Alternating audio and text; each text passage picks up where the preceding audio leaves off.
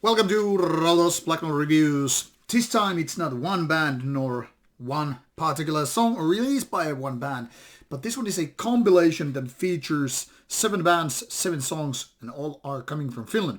More accurately, they're coming from around city of Jyväskylä, which is roughly in the middle of Finland. Not exactly east or west, not exactly north or south, but somewhere in the mid-region. Now, all of these bands featured on this compilation are rather underground for obvious reasons, and this is one of those things that label just wanted to just focus on a certain given area or scene, and as such feature these bands. Now, I'll show you the bands and songs so you can pretty much see them here, from Abyssian December Figures to Samas Equignas, Imitating Void, Poisoner, Path of Blood, and Blood Red Fog. And this is Deviant Records release, but on the side actually mentions Deviant/Soul Records. This runs for something like 38 minutes, and it's actually called here Black Steel from the Heart of the World, a digipack release featuring these bands and songs with a pretty nice kind of old school compilation, if you will. Here is the CD, and here are more lyrics written underneath the CD tray, looking pretty basic, pretty nice overall. And here on the Bandcamp side we have another look on this CD. So what's going on with this album is that, like the text here describes, this is mostly focusing on bands around the Jyväskylä scene, but that doesn't really mean the bands that have already, gathered or gotten some more recognition, age or whatever, because Jyväskylä area is rather big when it comes to the amount of bands and power. They're bands which are way more than what this whole compilation gives you an idea, but it gives you a rather good idea what's going on with this scene or bands operating around the Jyväskylä area. Now, for me, there is no single highlight track on this particular compilation because they're all pretty much like work in progress kind of a bands. There are no absolute weak links either, so it's pretty much like, everything is pretty solid and all that stuff.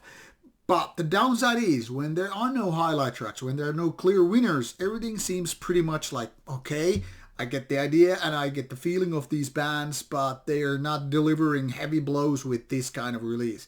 I gave this quite a few listen to figure out whether or not I would actually prefer some songs over others, but really can't put my finger off any of them. Now, if I had to, like gun pointed at my temple, I guess I would say Abyssian is the winner here because their track, even though not the shortest and most compact ones, kind of delivers those blows which the other bands are not able to beat.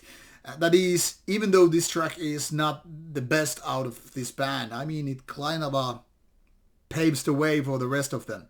Everything here is somewhat crude or grim, not super raw, but nothing like very polished or, big in terms of black metal. None of these are exactly so-called mainstream black metal sound, but in a way quite crude and operating from faster to more slow tempo black metal. So there's, in a way, diversity. But then again, if you really think about it, it's not like there is a song or two by some symphonic black metal band, or one is more melodic or another one is more depressive. In so many ways, these are carved from one and the same rock. Obviously, there are differences. That's kind of a given.